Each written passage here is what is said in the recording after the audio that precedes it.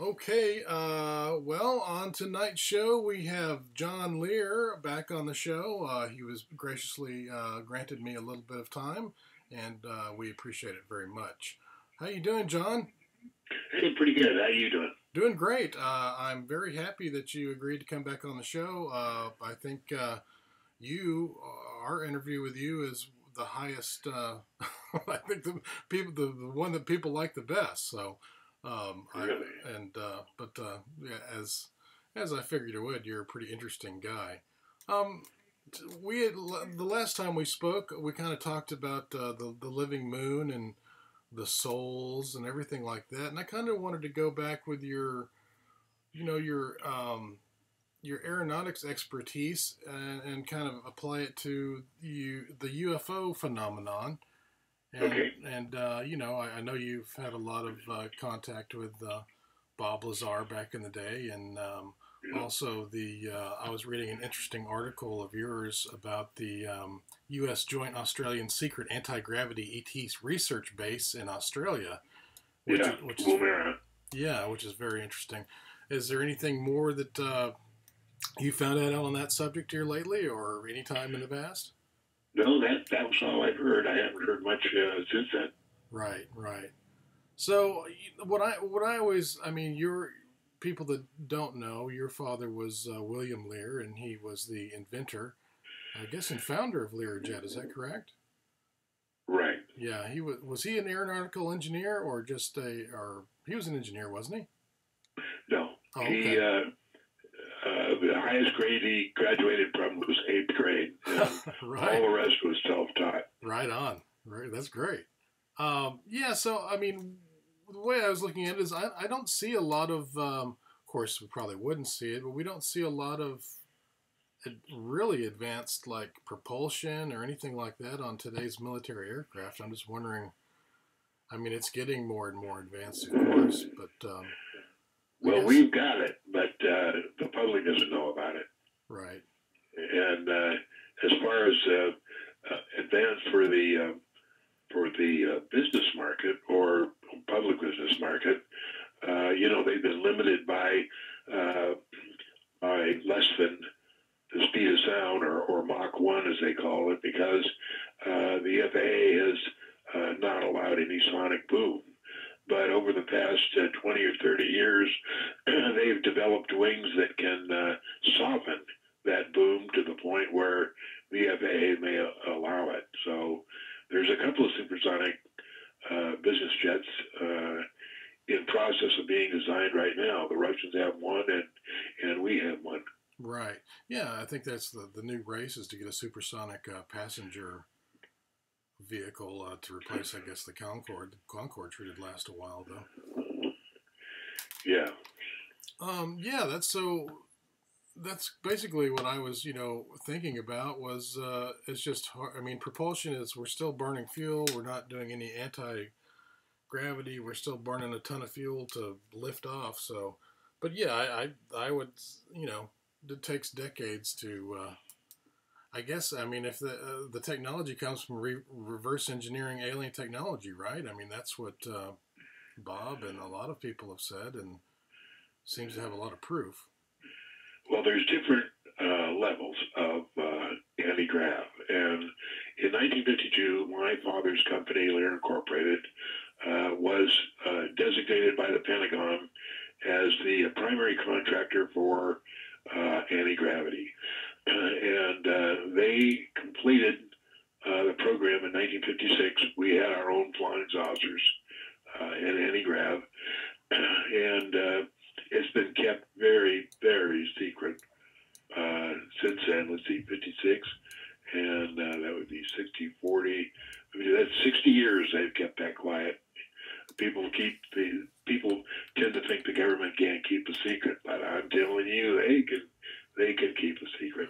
I guarantee you they Now, can too, re- especially when it comes to the military. recently on the internet, I came across some videos of my father, T. Townsend. Uh, I'm trying to think of it. T. Townsend Brown and some others in a home movie in a laboratory, the Bunsen Laboratories. And what it is somebody took this whole movie, 22 minutes. There's music, but no other sound. Right. And it has my dad working on some level of anti-grav. Now, he had already solved in 1956 the anti-grav. So this is another level of it. Right. And this film was taken between 1958 and 1960. And during the 22 minutes of the film, there is a calendar that they show, and they mark off different days as if they're very, very important. And I think the name of this video is the Bonson video. That's BAHNSON, Bonson video. Bonson. And it's extremely interesting to look at. Interesting. Is that where the Bunsen burner got its name, from the laboratories? The little gas burners that you used in the lab? No, this is Bunsen. Oh, Bunsen. Those are Bunsen. Bunsen burners. That's BUN. Yeah, so that's amazing. That is an amazing find for you. I bet that was pretty enjoyable to watch. Well, yeah, I've seen short clips, 1-minute clips of it over the last 20 years, and I've never seen the whole thing. And then the other day, maybe about 6 months ago, it appeared as somebody mentioned it was now the whole thing, 22 minutes on the web. So I found it, and it was pretty interesting. And my dad's only in a very, very short bit of it, but he's at the blackboard in this laboratory, and he has drawn the shape of a saucer, and my mom is standing next to him, and wow. The time period is 1958, 1959. What a great thing to have and see.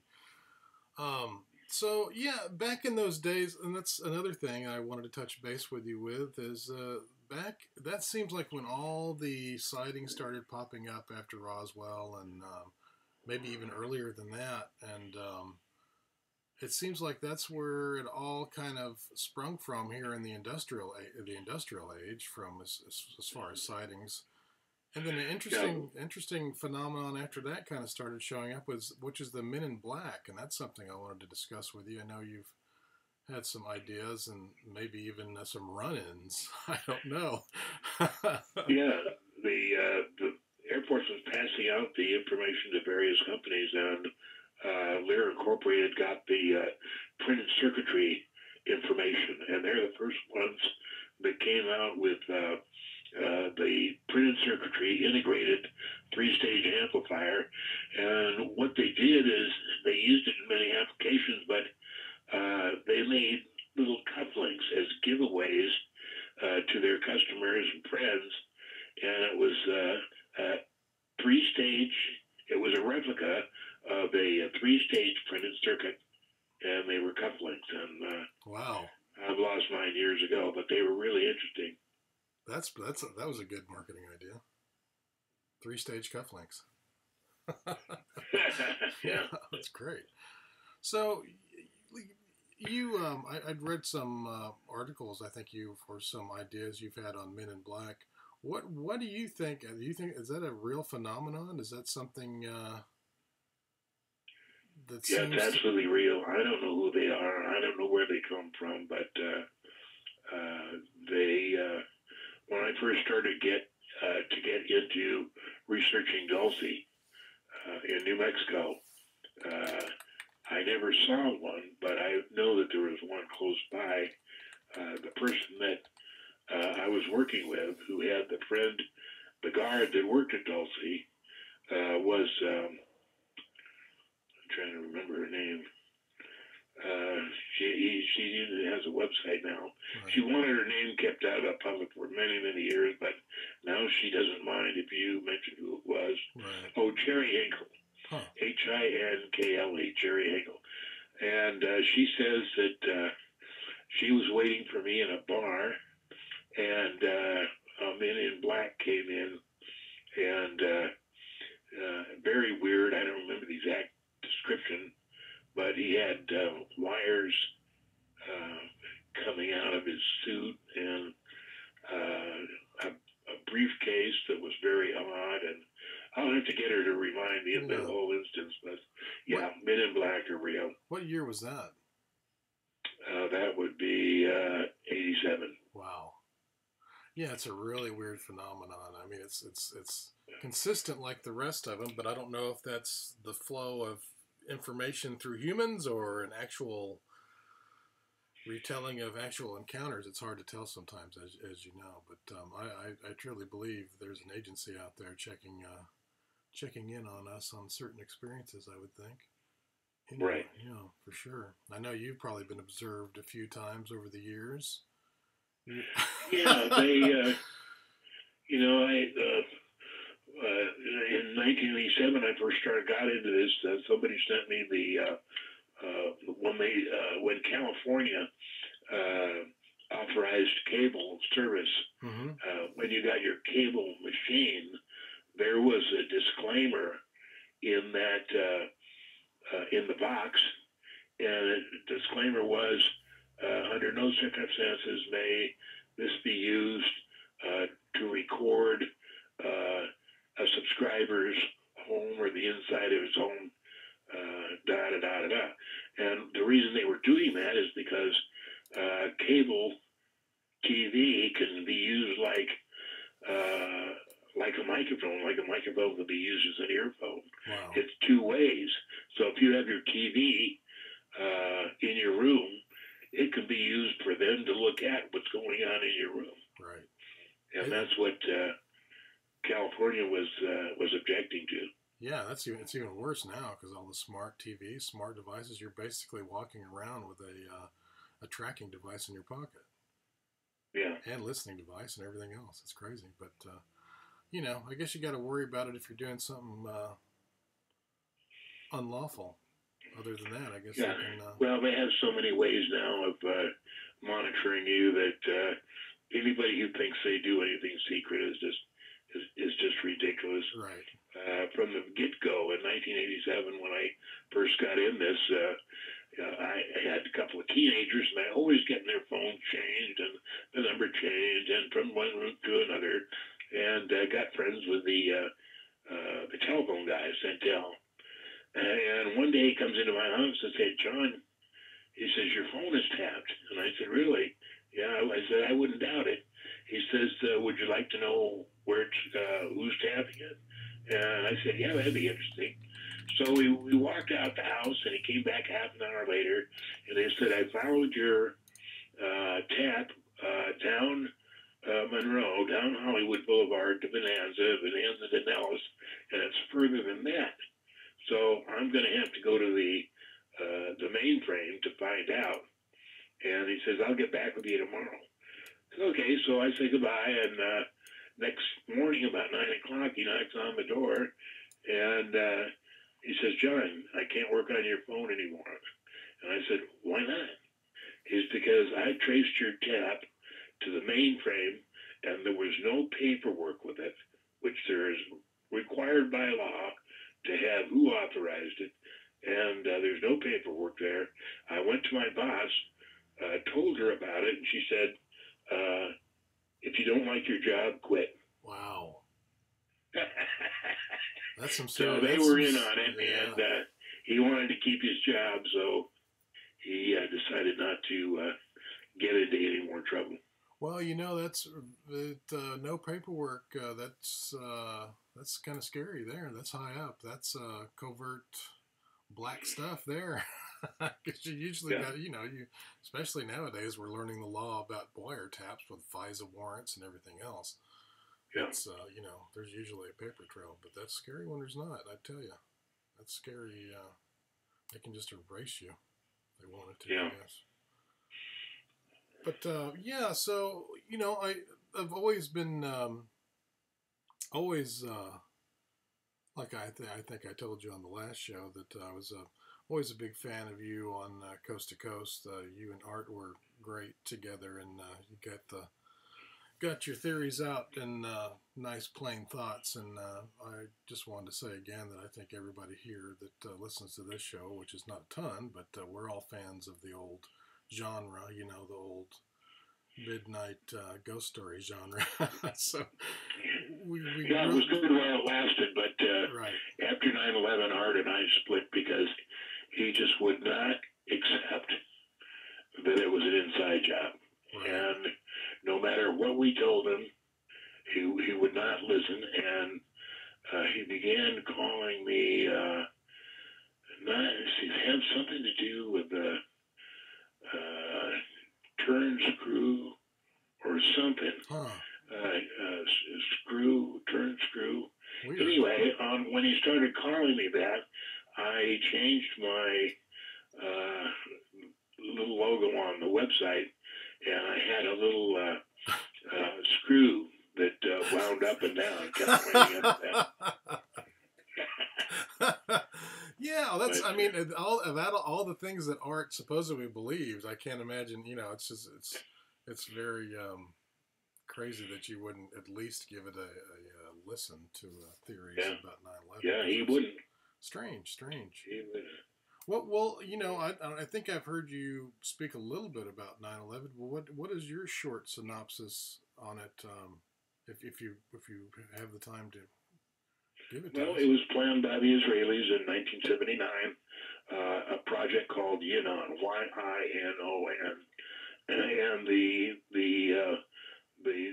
plan was to trick the Americans into thinking that the Muslims had crashed into the World Trade Center and they were a threat to us, and that we would then attack the 7 Muslim countries in the Near and Middle East who were Israel's enemies. And basically what they wanted to do is for the U.S. to fight their enemies. They didn't want to fight their enemies. Well, I guess so they planned the Yinon plan.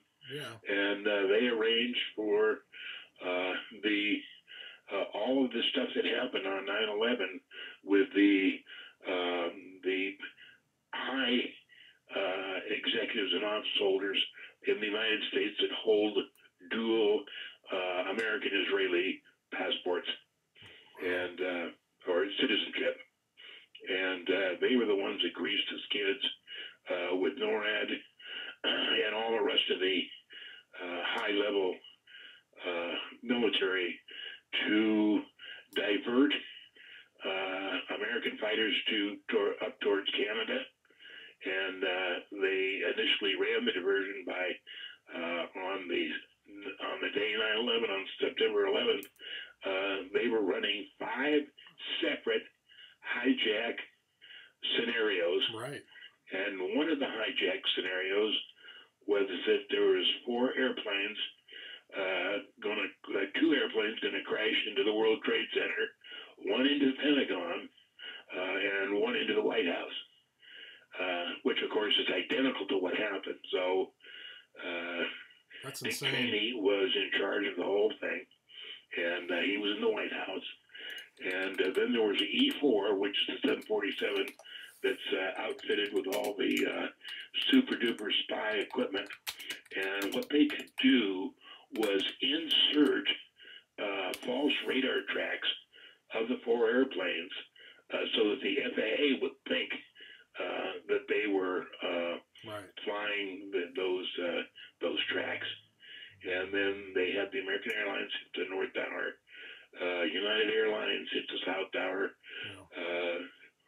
Flight 77 hit the Pentagon, and then Flight 93 was supposed to hit Building 7.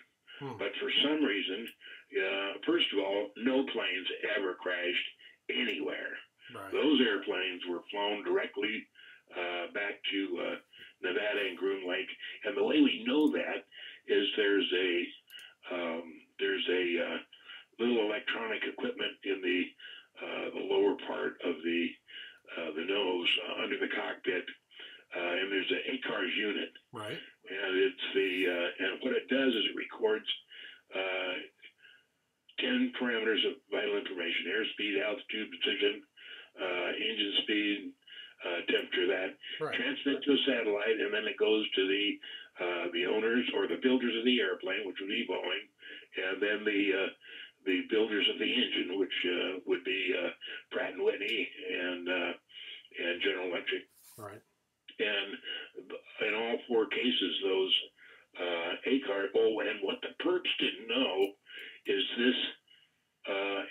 they didn't know the existence of the ACARs. And so when they had Flight 93 crashing in Shanksville, it was flying 4 hours later westbound to Groom Lake. That's insane. And, how they got away with making people think that an airplane could crash at Shanksville and bury itself in the ground is beyond me. And, they just had a memorial. And what they seem to forget is Flight 93 landed in Cleveland Hopkins Airport and deplaned its passengers into the NASA hangar. That's on video. There's no doubt about that. That's crazy. So who they think got killed in the alleged crash at Shanksville is beyond me. Right. Where they got those names, what happened to the passengers that got out of the hangar there at Cleveland. So right. The whole thing was pretty messed up, but most everybody bought it. And, I'm on Facebook, my page, and there's a lot of talk still about 9/11, and there are very intelligent people that still think that actual airplanes crashed, and into the World Trade Center, and I try and tell them that, look, between those two 767s, there's 6 million parts that made up those airplanes, and each one of those parts is engraved or stamped or identified in some way to who made the part, who authorized it, and a part number. Right. And not one single part out of the 6 million was ever found, and none of the engines were ever found. And as far as the Pentagon, we have Gallup. I'm trying to remember her first name. She was on her desk. Let's see, what is her name? She was sitting at her desk at 9 o'clock in the morning, 40 feet away from the explosion in the wall of the Pentagon. Right. And she got up. Her 6-month-old son was in his car seat below her desk. She picked him up, walked out of the hole, and walked over to the grass to get some triage because she had some wounds. But she said there was no airplane, no missile, no helicopter, no object of any kind, and I never smelled any fuel, any kerosene, any diesel fuel, any jet fuel. All she smelled is regular explosives similar to C4. Now, it might not have been actual C4, but it was just an explosive that they used to make that hole in the Pentagon. Huh. Well, I mean, I've heard crazier stories than that. I'm surprised that, Art was all for, I think, the war to invading Iraq or something. So maybe I don't know. But that's weird because he had Richard Hoagland on there after that. So yeah. I mean, good if you want to hear tall tales. But look, yeah. So they used that as a reason to invade Iraq and Afghanistan. Now, the reason they wanted to go into Afghanistan is because our major illegal heroin crop is grown in the northeast part. I'm trying to think of what they call that area, but it's perfect as far as altitude and temperature. And we have thousands of acres of poppies growing there.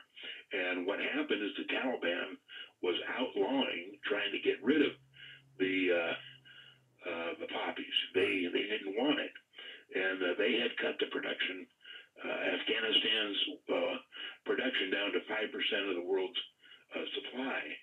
So when we moved in on the pretext of getting rid of the Taliban, within 3 years, the world supply had increased to 97% of the world's supply of poppies. That's insane. And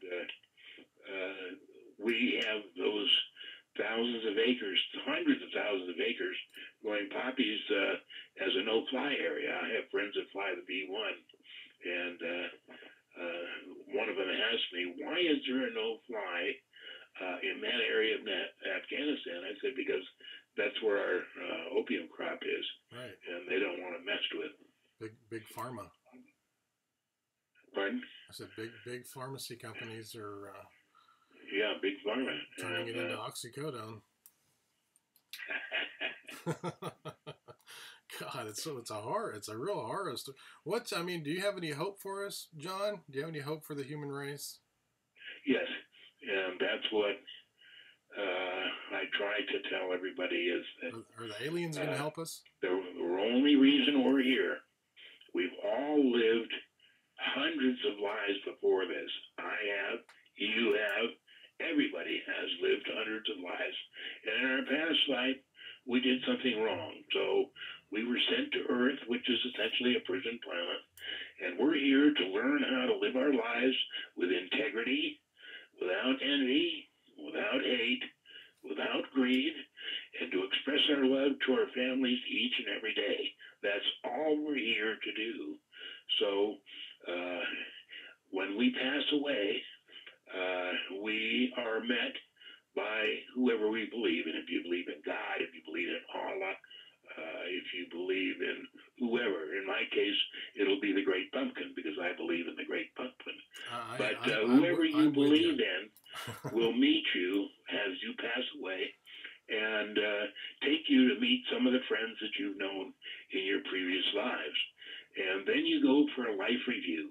And a life review is a film recording, three-dimensional, with sound and color, of your entire life, all the wonderful and loving things you ever did in your life, and then they show you all the nasty things that you ever did that you think that nobody knows about.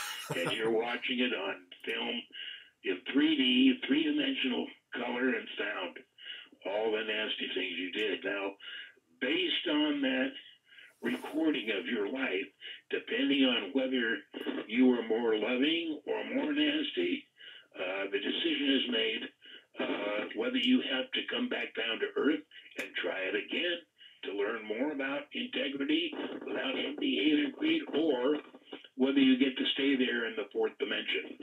And that's where we go after we die, and that's what people refer to as heaven. But if you have a concept of heaven, multiply that exponentially by 1,000, and that's how great it is. Wow. And if people had the remotest idea how fantastic it was, they would spend a lot more time, trying to live their lives with integrity without envy, hate, or greed. Right. Well, I mean that's a pretty hopeful thought. I hope that's the case. I wish they would show the bad stuff first, then the good stuff, so you could leave it on a good note with the guys. But I guess they show the bad stuff after the good stuff to you while you're sitting there. To get you ready for the next life. You're going back, brother. So yeah. Well, that's amazing, and we got one question here in chat. If you have time to answer one more question, and then I don't want to take up too much of your time. Officer UFO in chat here says, can you ask him his opinion on the underground subway to Area 51 and the possible tie-in to the Vegas shootings, if that's something. Yeah, well, I was the one that broke that story on Facebook page, and the reason I did it is because I'm 75 years old, and I haven't got many more years, and so I'm letting loose with all the secrets that I know. Right. Because there's no reason to keep them secret. And one of the secrets is the underground subway that they built from the Luxor Hotel to the new secret base in the Nevada test site. Right. And it goes from the Luxor to the Bellagio. The reason they used the Bellagio is because the Bellagio already had hundreds of underground parking spaces for the 2,000 people that got to go up to Sandy and back every single day. So it was thought that the perpetrators of the October 1st shootings had used that subway to get away, and I don't know whether that's true or not. Yeah. But I do know one thing, and that's that Stephen Paddock did not have anything to do with that. He did not fire a shot, and he was probably not even at the room at the time that shooting was going on. Now, we've all heard the story of the policeman, the first Las Vegas Metro Police, to go into his room, forgot to turn his camera on. Well, we know that that's complete BS. What they didn't want to show, and what the body camera showed, is that there was 3 women in there. And, there was no shooting going on. The window was not broken. And it would destroy the fake story that Stephen Paddock was responsible for all. In 10 minutes, Stephen Paddock alone killed 58 people and wounded 700. Now, how ridiculous is that? Yeah, I mean, what would be the other reason to do it besides a lone wolf? Just a terrorist attack or some kind of false flag thing, or? And then we have the Las Vegas coroner doing the autopsy on Stephen Paddock, and the body was 3 inches shorter than Stephen Paddock. Now, really? How can they account for that? Yeah, that's bizarre. So yeah. Somehow the FBI got caught trading arms to the ISIS, and the deal went bad, as arms deals usually go, and that triggered somehow the massacre that took place.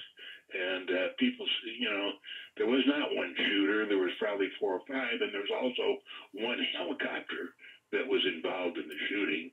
And as far as anybody getting killed, all I'll tell you is that after the day and the couple days after, when they did the search of the area, they didn't find one single drop of blood in that whole area. So how do you kill 58 people, wound 700 without spilling one single drop of blood? Tell me that. Tell me how they did that. I don't know. I saw pictures after the fact where they showed bloody stuff, and I guess those pictures were fake.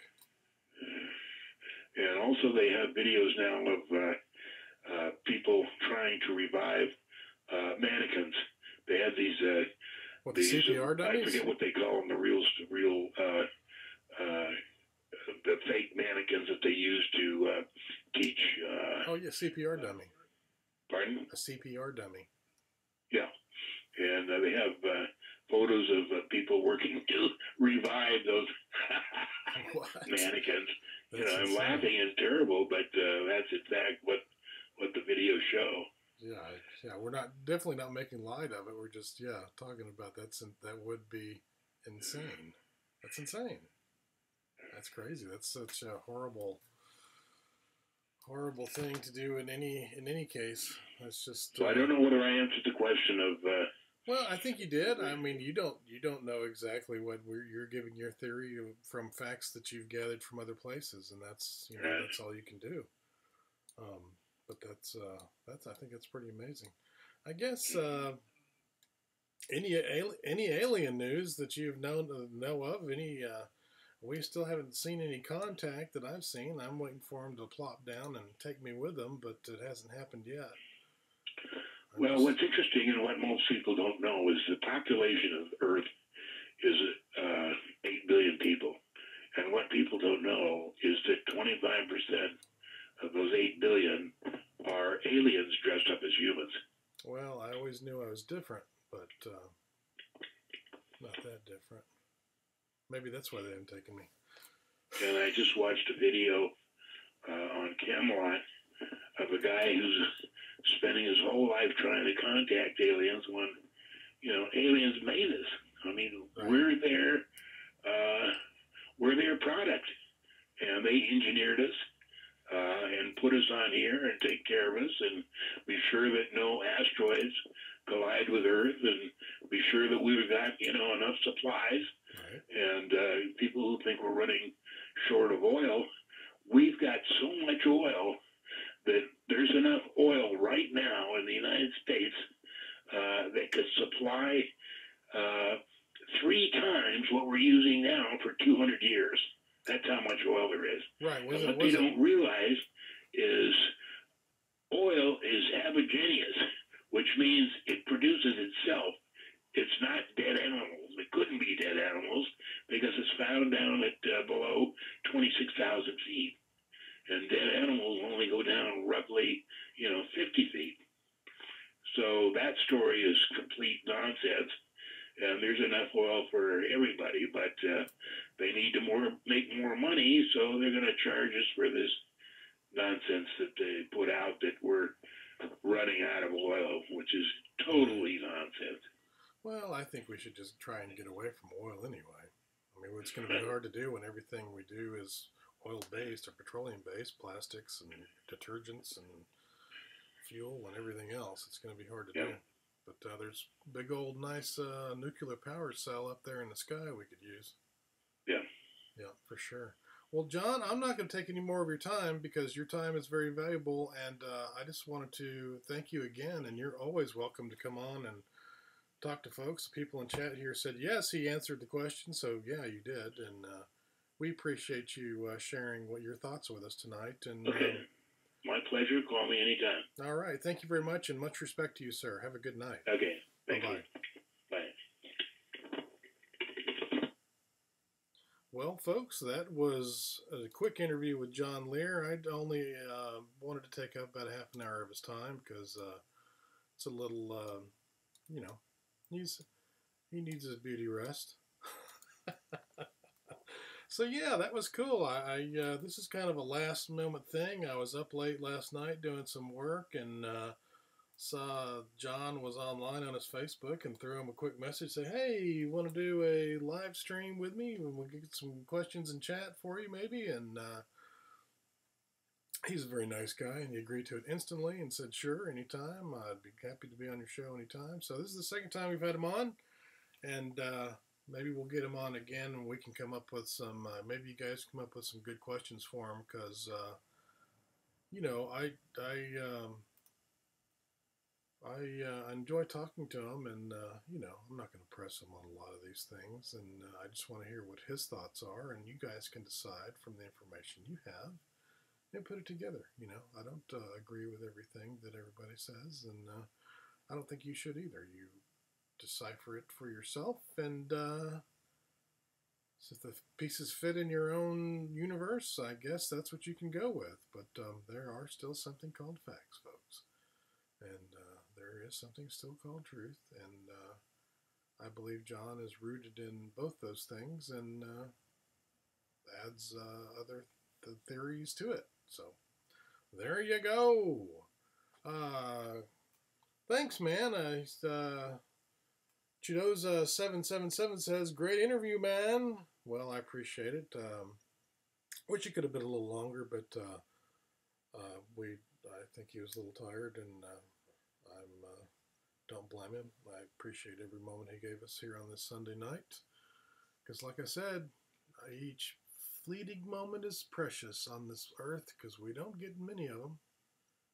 And for you to share your moments with us, with me, and makes me want to share my moments with you. So I appreciate it very, very much. Hey, and we have broken the 500 subscriber barrier. We're up to 532 subscribers, so it is amazing to me, because I haven't done a show since about a month or so, because I took the first part of the summer off, then I took the last part of the summer off, and it was worth every little bit of sunshine I got on my face. It revitalized my brain. But also, so we're back at it. I'm going to try to get some other interviews and just do some live streams with some other cool shit. I got a show I started putting together about the latest extinction of all our wildlife on the planet. We are currently going through the 6th extinction, so happy thoughts there. It's kind of a Debbie Downer moment. You guys heard about the 6th extinction?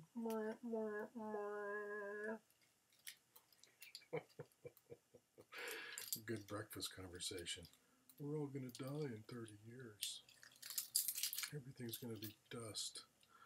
So, yeah, there we go. Another show, another day, another show. And I'm going to go ahead and shut this one off at 38 minutes. And I will see you guys around. I'm trying to do some live streams during the week.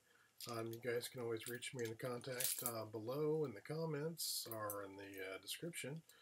And since we don't run any ads and you guys feel generous, donate $1 or $2 or $1,000 to our lovely program.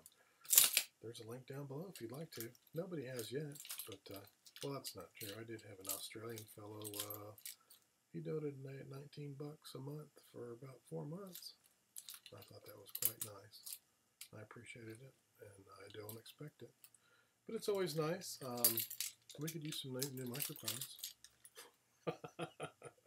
Anyway, thank you very much for everybody that subscribed, and we'll try to get some more shows up for you. And if you guys have any, like I say, any comments or questions, or anybody that you would like me to interview, let me know in the comments below, or shoot me an email from email address, or message me on Facebook at A World of Weird, and I will get back to you.